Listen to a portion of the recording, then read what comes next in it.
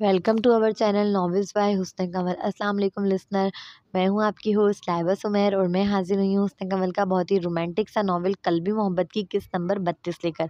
تو آئیے ہم شروع کرتے ہیں۔ وہ اکیلے کمرے میں بیٹھی ہوئی تھی، دل بہت رنجیدہ سی کیفیت میں گرفتار تھا۔ ایک پورا مہینہ گزر گیا تھا اس ہرجائی کی دوسری شادی کو۔ اس ایک ماہ میں وہ ایک بار بھی اس سے یا اپنے بیٹے سے ملنے نہ آیا۔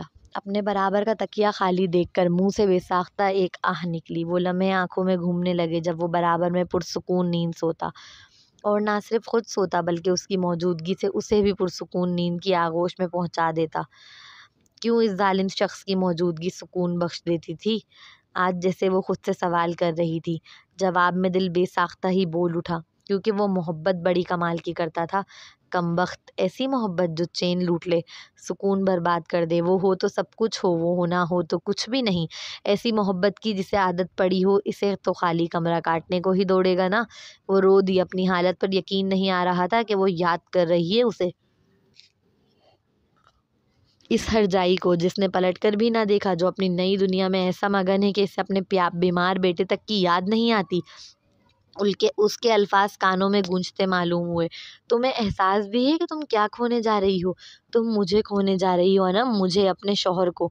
اس کے بعد میری محبت پر صرف تمہارا راج نہیں رہے گا، وہ بڑھ جائے گی، میں بڑھ جاؤں گا، تمہاری راتیں میرے بغیر سونی ہو جائیں گی۔ میں نہیں ہوں گا تمہارا خیال رکھنے کے لیے، تمہیں پیار کرنے کے لیے، تمہاری تعریفیں کرنے کے لیے۔ تمہاری نظریں اس خاموش کمرے میں ڈھونڈیں گی مجھے، پر میں نہیں ملوں گا۔ تمہارے آواز دینے پر بھی نہیں آؤں گا۔ کیا تمہیں کوئی فرق نہیں پڑتا؟ نہیں پڑتا، بالکل نہیں پڑتا۔ میری طرف سے بھاڑ میں جاؤ تم نعمان ولید۔ اس کے کہے جملے ہتھوڑے کی طرح دماغ و دل پر برس رہے تھے، جس کے سبب وہ شدید اذیت میں مبتلا ہوئی۔ اس نے اپنے دونوں کانوں پر ہاتھ رکھتے ہوئے چیخنا شروع کر دیا تھا، پھر غصے سے نعمان کا تکیہ اٹھا کر فرش پر پھینک دیا۔ کبھی کبھار انسان خود بھی نہیں جانتا اسے چاہیے کیا، کس چیز کا متلاشی ہے، کسے ڈھونڈ رہا ہے۔ کچھ ایسی ہی الجھی حالت تھی اس لڑکی کی، جو اوندھے منہ لیٹ کر رونے لگی تھی۔ نہیں، وہ ظالم درندہ ہنسے گا مجھ پر، مذاق اڑائے گا میرا۔ یہی تو چاہتا تھا وہ، مجھے اذیت دینا، مجھے رلانا تڑپانا، مگر نہیں، میں نہیں رونے والی، ہرگز نہیں۔ اور میں کیوں روؤں؟ رونے کی کوئی وجہ بھی تو ہو۔ مجھے تو خوش ہونا چاہیے، اپنی آزادی کا جشن منانا چاہیے۔ وہ چلا گیا ہے ہمیشہ کے لیے، میں اس کی قید سے اب آزاد ہوں، میں اپنی زندگی پھر سے شروع کر سکتی ہوں۔ ہاں چلو انم، آج سے اپنی نئی زندگی کا آغاز کرو، بھول جاؤ اسے کسی خوفناک خواب کی طرح۔ ہاں بھول جاؤ۔ وہ سیدھے ہو کر بیٹھتے ہوئے اپنے دونوں ہاتھوں سے آنسو پونچھ کر خود ہی کو ہمت دینے لگی، جینے کا نیا حوصلہ دینے لگی۔ اسے گھٹن ہو رہی تھی اس خاموش کمرے سے، اس لیے باہر جانے کا سوچا۔ گھڑی پر نظر کی تو رات کے 8 بج رہے تھے۔ ارشمان آج جلدی سو گیا تھا، اس لیے سوچا کہ اکیلے ہی تازہ ہوا کھانے نکل جائے۔ روبی و الماس دونوں کو باہر سے ضرورت کا سامان لانے کی مکمل اجازت تھی۔ یہی سبب تھا کہ روبی کو کوئی گارڈ نہیں روکتا تھا، خاص طور پر تب جب اس کے ہاتھ میں ٹوکری ہو۔ روبی کا برقع پہن کر ٹوکری ہاتھ میں لیے وہ بآسانی گھر سے نکل آئی تھی۔ تھوڑی دور آ کر ٹیکسی کی، وہ بے مقصد ہی گھوم رہی تھی۔ کہاں جانا ہے باجی؟ ٹیکسی والے کے سوال پر وہ سوچ میں پڑی۔ بچے کے کھلونے خریدنے ہیں، قریب کے مال لے چلو۔ ذہن میں آیا کیوں نہ ارشمان کے لیے کچھ کھلونے لے لے، وہ بھی خوش ہو جائے گا۔ ٹیکسی ڈرائیور نے اسے مال کے دروازے پر چھوڑ دیا۔ وہ خوش رہنا چاہتی تھی، وہ الگ بات ہے، رہ نہیں پا رہی تھی۔ ذہن بار بار گھوم پھر کر اس ہرجائی کی آخری پوسٹ پر جا رہا تھا، جس میں وہ دونوں میاں بیوی اسی طرح کے ایک مال میں شاپنگ کرتے ہوئے بڑے خوش نظر آ رہے تھے۔ اس نے چینجنگ روم میں جا کر برقع اتار کر شاپنگ بیگ میں ڈال لیا تھا۔ وہ سبز رنگ کی کرتی و سفید شلوار میں ملبوس تھی، سر پر نیٹ کا سفید دوپٹہ تمیز سے اوڑھے چینجنگ روم سے نکلی۔ ارشمان کے لیے کھلونے خریدنے کے بعد وہ یوں ہی مال میں گھومتی پھر رہی تھی کہ اچانک اس کا گزر مردانہ کپڑوں کی شاپ سے ہوا۔ اپنی سوچوں میں ڈوبی وہ لڑکی شیشے کے دروازے کے سامنے سے گزر گئی۔ وہ نہیں جانتی شیشے کے اس پار کسی کا دل زور سے دھڑکا تھا اسے دیکھ۔ انم، وہ بے یقینی سے بڑبڑایا، ہاتھ میں پکڑی شرٹ تیزی سے واپس لٹکاتے۔ برق کی پھرتی سے باہر نکلا۔ انم نے کھلونوں سے بھری شاپنگ ٹرالی سائیڈ میں کھڑی کی اور لیڈیز کپڑے دیکھنے لگی۔ ابھی وہ کپڑے دیکھ ہی رہی تھی کہ سامنے سے ایک نوجوان آندھی طوفان کی مانند آ کر तेजी से उसके गले लगा। अगले ही पल उसने अपनी बाहों के हिसार में मजबूती से जकड़कर उसके नाजुक वजूद को उठाया। इस नाजुक गुड़िया ने अपने पाँव को हवा में बुलंद पाया। वो लड़की हक्का बक्का हुई, अभी समझ पाती कि क्या चल रहा है कि वो नौजवान इसे यूं ही उठाकर पीछे की जानिब तेजी से ले जाने लगा। और सिर्फ 2-3 सानिये बाद अनम ने अपनी कमर पर दीवार की सख्ती महसूस की। इसके दोनों साइड कपड़ों से घिरे नजर आ रहे थे। हमला इस कदर अचानक हुआ था कि वो चेहरा ना देख सकी इस नौजवान का, मगर इस शख्स से आने वाली खुशबू वो मखमली गुड़िया बखूबी पहचानती थी। नुमान, वो अभी भी उसे अपने हिसार में जकड़े खड़ा था। इस दुश्मन जां के लबों से अपना नाम सुनते ही वो हल्का सा दूर हटा। अब अनम व नुमान दोनों ही एक दूसरे के चेहरे देख सकते थे। 1 महीने बाद देखा था ये अपने हरजाई को। आंखें नम हो गईं, जबकि मुकाबिल की निगाहें शदीद तरसी व बेएतबारी से भरी नजर आ रही थी। कितना कुछ कहना था उससे, कितना कुछ पूछना था, बताना था कि अर्शिमान बहुत याद करता है उसे। तुम यहाँ कैसे? अनम तो उसे देख भूल ही गई थी कि वो छुप कर बगैर इजाजत के बाहर निकली हुई हो। इस वजीहा मर्द के दांत पीस कर सवाल करते ही अनम हवासों में लौटी। कुछ पूछा है मैंने अनम, तुम बाहर कैसे निकली? फार्म हाउस से। अनम को जवाब ना देता देख उसका सीधा हाथ का बाजू गुस्से से झंझोड़ते हुए अपने सवाल का जवाब देने पर जोर डालने लगा। न मक्खन मलाई न मखमली गुड़िया, उसने तो अनम कहकर निहायत पराये लहजे में बात की। पाँव से। तंजिया मुस्कुराहट चेहरे पर सजाए जिज करने वाले अंदाज में जवाब दिया। और हाथ हटाओ अपना। तुम क्या समझते हो मुझे और अर्शिमान को किस गुनाह की तनत से दुनिया से छुपाकर एक फार्म हाउस में कैद कर दोगे? और मैं कुछ नहीं करूँगी, खुद अय्याशियाँ करते फिरो। अभी वो बोल ही रही थी कि मुकाबिल ने गुस्से से तिलमिलाकर दीवार पर जोरदार हाथ मारते हुए धाड़ कर कहा, बकवास बंद करो अपनी और चलो मेरे साथ। नाजुक कलाई को मजबूती से थामकर वो उसे खींचते हुए बाहर ले जाने लगा। छोड़ो मेरा हाथ नुमान, वरना मैं शोर मचा दूंगी, छोड़ो। वो पुरजोर एहतजाज कर रही थी, मगर मुकाबिल इस एहतजाज को खातिर में ना लाते इसे किसी बेजान गुड़िया की मानिंद खींचते हुए अपनी गाड़ी तक ले आया था। शोर मचाओगी? मचाओ, मैं भी तो देखूं ऐसा कौन सा माई का लाल पैदा हो गया है जो मेरी बीवी का हाथ मेरे हाथ से छुड़वाने की हिम्मत कर सकता है। 1 महीने घर नहीं आया तो इसका मतलब ये नहीं कि तुम भूल जाओ कि तुम्हारा कानूनन व शरन शोहर हूँ मैं। अब कोई बगैर कोई तमाशा किए चुपचाप बैठो। वो दांत पीसते हुए गुर्राहट के साथ भरमदार अंदाज में आंखों में आंखें डाल रोया हुआ इसे गाड़ी में बिठाने के बाद खुद दूसरी साइड से ड्राइविंग सीट पर आकर टिक गया। डार्लिंग, हम कहाँ जा रहे वाले हैं? वो गाड़ी स्टार्ट करने ही लगा था कि अचानक ही अनम के मुंह से अपने लिए डार्लिंग का लफ्ज़ सुन हैरत के गोते खाते इसकी जानिब मतवजा हुआ। वो जिद करने वाले अंदाज में मुस्कुराकर देख रही थी। यकीनन कुछ तो गड़बड़ थी। बोलो ना डार्लिंग, कहाँ लेकर जाओगे आज मुझे? वो दुश्मन जा करीब आकर उसकी शर्ट को सीने के मकाम से मुट्ठी में भींचकर अपनी जानिब खींचते हुए लहक कर पूछने लगी। जो हमेशा नफरत से फंकार कर नुमान वलीद बुलाती है, वो यूं अचानक ही डार्लिंग जैसे खूबसूरत व रोमानवी लफ्ज़ों का इस्तेमाल करने लगी।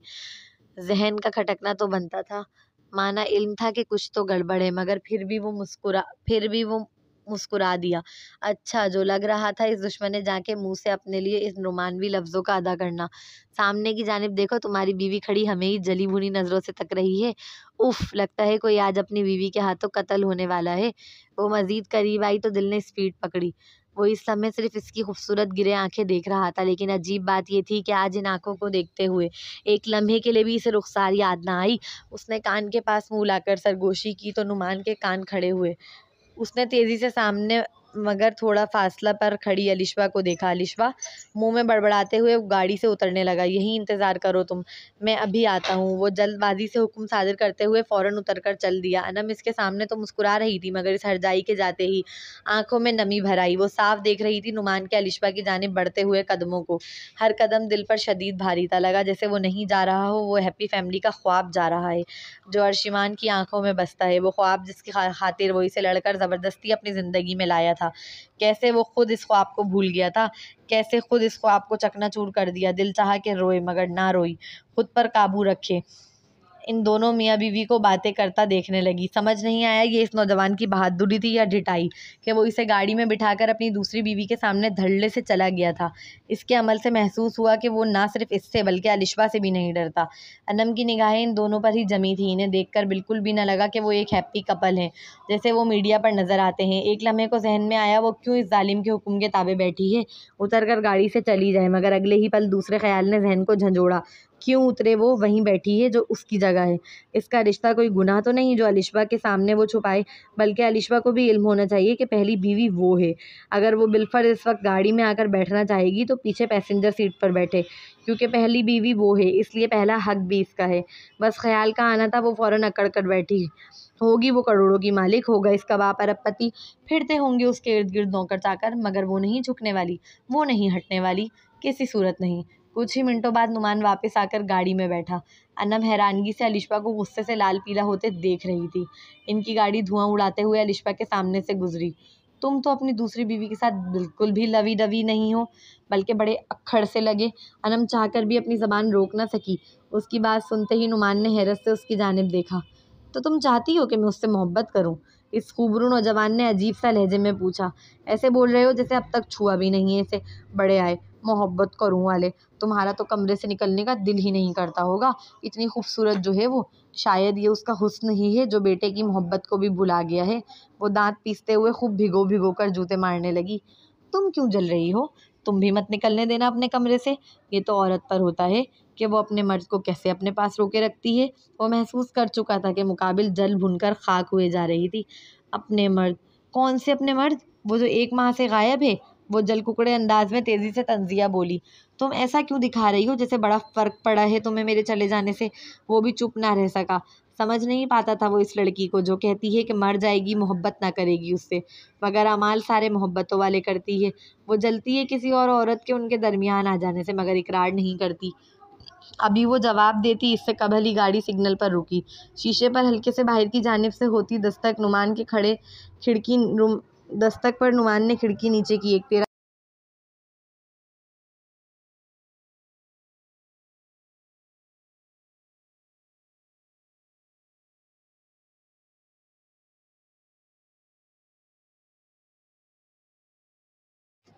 وہ بہت سادہ مزاج لڑکی تھی، چھوٹی چھوٹی چیزیں اسے خوش کر دیا کرتی تھیں،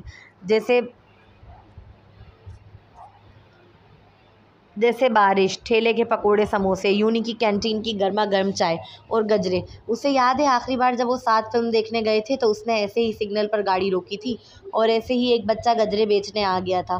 اس نے مسکراتے ہوئے وہ گجرے خرید کر رخسار کے نازک ہاتھوں میں اپنے ہاتھ سے پہنائے تھے۔ اس لمحے رخسار کے حسین چہرے پر بڑی پیاری سی مسکان بکھری ہوئی تھی۔ بس اس کے چہرے کی وہ مسکان آج دل کو شدت سے تڑپا گئی۔ آنکھوں میں نمی مگر چہرے پر مسکان سجائے گجرے بچے سے خرید لیے۔ اس لمحے وہ کوئی بات نہیں کرنا چاہتا تھا، اس لیے گجرے لاپرواہی کے ساتھ اس دشمن جاں کی جھولی میں ڈال دیے۔ اس طرح جھولی میں ڈالنے کا کیا مطلب؟ پھینکنا ہے تو باہر پھینکو نا، وہ جذبہ ہو کر بول اٹھی۔ انم، ہر بات پر لڑنا ضروری ہے کیا؟ تم اچھے سے جانتی ہو پھینکے نہیں ہے میں نے، تم میرے ہاتھ سے پہننا پسند نہیں کرتی اس لیے تمہارے پاس رکھ دیے۔ وہ خاصا جھنجھلاہٹ کے ساتھ اس کی جانب رک کر جواب دینے لگا۔ ہر بات پر زبردستی کرنے والے کو آج اچانک میری پسند کا خیال آ گیا؟ واہ! طنز کا تیر چلاتے ہوئے اس نے گجرے جھولی سے اٹھا کر گاڑی کا شیشہ نیچے کیا۔ نعمان واقف تھا اگر اس نے نہ روکا تو وہ گجرے باہر پھینکنے میں دیر نہ لگائے گی، اور ہوا بھی کچھ یوں ہی۔ ابھی وہ جوابی کارروائی کرتا اس سے قبل ہی وہ گجرے باہر پھینکنے لگی۔ نعمان کے اوپر سے جاتی تھی وہ لڑکی، کیا سوچتی ہے، کیا چاہتی ہے، کچھ سمجھ نہیں آتا۔ زبردستی کرو تو مصیبت، زبردستی نہ کرو تو بھی مصیبت۔ اس نے جھپٹنے والے انداز میں برق کی پھرتی سے اس لڑکی کے نازک ہاتھ سے گجرے لیے۔ اسی وقت سگنل آن ہوا۔ اس نے ایک ہاتھ میں گجرے پکڑے، دوسرے ہاتھ سے اسٹیئرنگ تھامے گاڑی آگے بڑھائی۔ تھوڑے آگے لے جا کر گاڑی سائیڈ میں لگاتے نرمی سے انم کی جانب متوجہ ہو کر کہا، لاؤ ہاتھ دو اپنے، مجھے نہیں پہننے تمہارے ہاتھ سے گجرے، وہ منہ بسور کر بولی۔ اس لمحے شدت سے دل چاہا کہ اپنا سر گاڑی کے بونٹ پر دے مارے، لیکن اپنا غصہ کنٹرول کر ایک ثانیے کے لیے آنکھیں موند کر گہرا سانس لیا، پھر آنکھیں کھول کر بڑے حق سے اس کا نازک و دودھیائی ہاتھ تھام کر اپنے ہاتھ سے گجرے پہنانے لگا۔ سبز رنگ شہزادی، بہت نخریلی ہو تم۔ گجرے اس کے خوبصورت ہاتھوں پر قیامت برپا کر رہے تھے۔ نعمان نے گجرے پہناتے ہی ایک حسین مسکراہٹ دیکھنے کی امید میں نگاہ اس کے چہرے کی جانب اٹھائی، مگر وہاں خفگی کے علاوہ کچھ نہ تھا۔ یہ دیکھ اس کا دل مایوس ہوا۔ اس نے شکوے بھرے انداز میں کہتے ہوئے دوبارہ گاڑی اسٹارٹ کی۔ اگلا سین، فارم ہاؤس پہنچتے ہی اس نے سارے گارڈز کی ٹھیک ٹھاک کلاس لگا دی تھی، ماں سمیت روبی و الماس کے۔ ان سب کو کچھ مت کہو، سب میری غلطی ہے، میں نے خود روبی آنٹی کے کمرے سے برقع چرایا، ان بیچاری کو تو پتہ بھی نہیں تھا نعمان شعلے برسا رہا تھا سب پر، اس کا بس نہیں چل رہا تھا سب کو الٹا لٹکا کر کوڑے برسائے۔ آخر کیسے انم کو انہوں نے اتنی رات کو اکیلے باہر نکلنے دیا؟ اپنی بیوی بچے کی حفاظت اس کی اولین ترجیح تھی۔ الماس و روبی دونوں ہی بہت خوفزدہ نظر آ رہی تھی۔ ان کی حالت دیکھ اسے گلٹ ہونے لگا۔ غصے کے وقت انم ہی واحد تھی وہاں جو اپنے بندے کو سنبھال سکتی تھی، صرف اپنے ملازمین کو بچانے کے لیے۔ اس نے سب کے سامنے نعمان کا ہاتھ تھاما اور لچکدار انداز میں بولی۔ یقیناً وہ خوبرو نوجوان اس کے عمل سے سمجھ چکا تھا کہ وہ دلربا سفارش کر رہی ہے اور اس لمحے چاہتی ہے کہ اس کا بھرم رکھے، اور یہ کیسے ممکن تھا کہ وہ نہ رکھتا۔ آئندہ اگر تم باہر نکلی تو یقین جانو میں ان سب کی چمڑی ادھڑوا دوں گا، وہ وارننگ آمیز لہجے و سرخ انگارے بھری آنکھوں کے ساتھ کہہ کر وہاں سے اپنے کمرے کی جانب چل دیا۔ انم اسے کمرے کی جانب جاتا دیکھ حیرانگی کے عالم میں اس کے پیچھے آئی۔ کیا وہ آج رات واپس اپنی دوسری بیوی کے پاس جانے کا ارادہ نہیں رکھتا؟ وہ یہی سوچتے ہوئے کمرے میں داخل ہوئی۔ نعمان فریش ہونے چلا گیا تھا جبکہ وہ سوچوں میں گمسم اپنے ہاتھوں میں اس ہرجائی کے پہنائے گجرے تک رہی تھی۔ نعمان واش روم سے باہر آیا تو اس دشمن نے جاں کو اپنے گجرے بغور دیکھتا ہوا پایا۔ خوبصورت ہے نا؟ اس کے اچانک سوال پر وہ حواسوں میں لوٹی۔ پتہ نہیں، وہ لا علمی میں کندھے اچکاتے ہوئے گویا ہوئی۔ نعمان الجھ کر اس کا چہرہ دیکھنے لگا۔ گجرے تو سب کو اچھے لگتے ہیں، خاص طور پر تم جیسی سادہ مزاج لڑکیوں کو۔ سادہ مزاج لڑکیاں یا رخسار؟ کیا وہ نہیں جانتی تھی اس نے اپنی محبوبہ کو یاد کرتے ہوئے وہ گجرے خریدے تھے؟ وہ اس لمحے اپنی محبوبہ کے خوبصورت ہاتھوں میں یہ پہنانے کی چاہ رکھتا تھا جن کے بدلے اس کی جھولی میں ڈال دیے تھے۔ مگر کیوں ڈالے؟ کیا اس نے کہا تھا؟ مگر کیوں ڈالے؟ کیا اس نے کہا تھا کہ ڈالے؟ منت سماجت کی تھی۔ اس نے رخسار کے ساتھ آپی کا لفظ نہیں لگایا جو وہ عموماً استعمال کرنے کی عادت رکھتی تھی۔ وہ آئینے کے سامنے کھڑے ہو کر اپنے گیلے بال ٹاول سے سکھانے لگا تھا جب اس کے سوال نے ہاتھ روکے۔ مڑ کر تیزی سے اس بیڈ پر بیٹھی لڑکی کو دیکھا جو گمسم سی ابھی بھی اپنے گجرے نہارتی نظر آ رہی تھی۔ رخسار آپی کہو، بڑی تھی تم سے، وہ گراتے ہوئے حکم صادر کرنے لگا۔ اس نے انم کی پوری ڈائری پڑھ رکھی تھی، وہ واقف تھا انم کتنا جلتی و حسد کرتی تھی اس سے۔ بڑے تو تم بھی تھے، تم نے کیا کیا میرے ساتھ؟ اس کی آنکھوں کے آگے وہ بھیانک راتیں گھوم رہی تھی، وہ چیخیں، وہ سفید چادر، وہ اپنا تڑپنا، وہ خودکشی کی کوشش۔ ایک آنسو ٹوٹ کر سیدھے ہاتھ کے گجرے پر گرا جس پر وہ نگاہ جمائے دل جلے انداز میں بول رہی تھی، کیا ہم آگے نہیں بڑھ سکتے؟ ضروری ہے ہر وقت ماضی کو گھسیٹ کر لانا؟ وہ جھنجھلا کر بولا، نہیں بڑھ سکتے کیونکہ تم نہیں بڑھ رہے۔ وہ اٹھ کر اس کے مقابل کھڑی ہو شدت کرب سے چیخی، انم تم پاگل ہو چکی ہو، پہلے الماس پھر الشبہ اور اب اپنی ہی مرحوم بہن سے جل رہی ہو۔ حد ہوتی ہے ہر چیز کی۔ وہ اپنا غصہ مزید ضبط نہ کر سکا، بلند آواز سے ٹاول بیڈ پر پھٹکتے ہوئے دھاڑا، ہاں سچ کہا، شاید میں پاگل ہو چکی ہوں، تم نے پاگل کر دیا ہے مجھے۔ پہلے میرا ریپ کیا، پھر مجھے کراچی کے ایک ہسپتال میں پھینک گئے، پھر زبردستی میری خوشحال زندگی میں گھس کر مجھ سے شادی کی، زبردستی اپنے حقوق ادا کروائے، اور اب مجھے اور میری اولاد کو دنیا سے ایسے چھپا کر رکھ رہے ہو جیسے ہمارا وجود ہی گناہ ہے۔ اور پتہ ہے ان سب میں مزے کی بات کیا ہے؟ کہ میرا وجود جو ساری اذیتیں سہ رہا ہے وہ تمہیں کہیں نظر ہی نہیں آ رہا۔ نظر آتی ہے تو صرف اپنی محبوبہ۔ اگر اتنی ہی اپنی محبوبہ پیاری ہے تو قبرستان میں جا کر رہو نا، میرے ساتھ میرے کمرے میں اس وقت کیا کر رہے ہو؟ آخری جملہ ادا کرتے وقت وہ جنونی انداز میں چیخنے لگی۔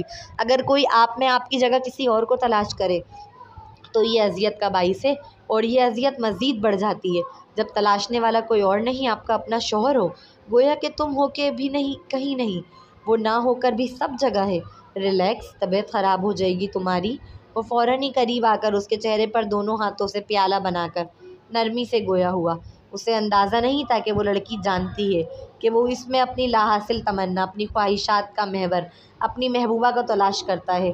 ہاتھ ہٹاؤ اپنے، نفرت ہے مجھے تم سے، وہ دانت پیس کر کدورت سے کہتی۔ اس کے ہاتھ جھٹک کر کمرے سے باہر نکل گئی۔ وہ مزید ایک لمحہ بھی اس آدمی کا چہرہ نہیں دیکھنا چاہتی تھی۔ دروازے پر پہنچ کر جیسے کچھ یاد آ جانے پر وہ رکی، پلٹ کر واپس آئی۔ وہ مڑا ہی تھا اسے دیکھنے کے لیے کہ مقابل نے اپنے ہاتھوں سے گجرے اتار کر اس کے ہاتھ میں تھما دیے، جا کر اپنی محبوبہ کو پہناؤ۔ اس لمحے نعمان نے ان گرے رنگ آنکھوں میں شدید کرب و رنج محسوس کیا۔ اس سے کہیں زیادہ اس کی آنکھیں چیختی معلوم ہوئی مقابل کو۔ ایک نگاہ اس نے اپنے ہاتھ پر موجود گجروں پر ڈالی، پھر اس کے کپکپاتے و لرزتے وجود پر۔ وہ شدید غصے میں تھی، اس کا چہرہ سرخ پڑ گیا تھا۔ یہ وہ پہلا لمحہ تھا جب اسے شدت سے احساس ہوا کہ وہ بہت غلط کرتا آیا ہے انم کے ساتھ۔ رخسار کو اس میں تلاش کر کے اس کے پورے وجود کو بے وقت کرتا ہے وہ ستمگر، جو یقیناً اس لڑکی کو قابل قبول نہیں تھا۔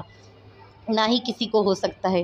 اگلا سین، وہ گجروں کو ہاتھ میں پکڑے صوفے پر بیٹھا کب سے اس دشمن جاں کا کمرے میں واپس آنے کا انتظار کر رہا تھا۔ جب 1 گھنٹہ گزر جانے کے بعد بھی وہ واپس نہ آئی تو خود ہی باہر نکلا۔ لاؤنج میں پہنچتے ہی آنکھوں میں سکون اترا۔ وہ اور کیوں کر نہ اترتا، وہ حسین دلربا صوفے پر سوتی ہوئی جو نظر آ گئی تھی، شاید روتے روتے وہ وہیں سو گئی۔ نعمان اس کے چہرے کے پاس فرش پر بیٹھا۔ اس کا چہرہ ابھی بھی سرخ ہو رہا تھا، خاص طور پر اس کی ناک۔ ڈیڈ؟ ابھی وہ انم کو دیکھ ہی رہا تھا کہ پیچھے سے آنے والی آواز سن اس نے اپنے دل کے مقام پر ہاتھ رکھا، جیسے اسے تھاما ہو۔ ہاں جی، تو ایپیسوڈ اچھی ہے۔ سوری کافی لیٹ ہو گئی کیونکہ نیٹ آپ سب کو پتہ ہے چل نہیں رہا تھا اور نیٹ کا کافی ایشو تھا، تو یہ لیٹ جو ہے میری وجہ سے ہوئی ہے کیونکہ رائٹر صاحبہ نے تو یہ کافی پہلے لکھ دی تھی۔ اور اگر آپ لوگوں کو اچھی لگے تو اس کو لائک شیئر ضرور کیجیے گا اور اچھے سے ریویو دیجیے گا۔ اور اگر آپ نے ابھی تک ہمارے چینل کو سبسکرائب نہیں کیا ہے تو پلیز چینل کو سبسکرائب کر دیجیے گا۔ دعاؤں میں یاد رکھیے گا۔ اللہ حافظ۔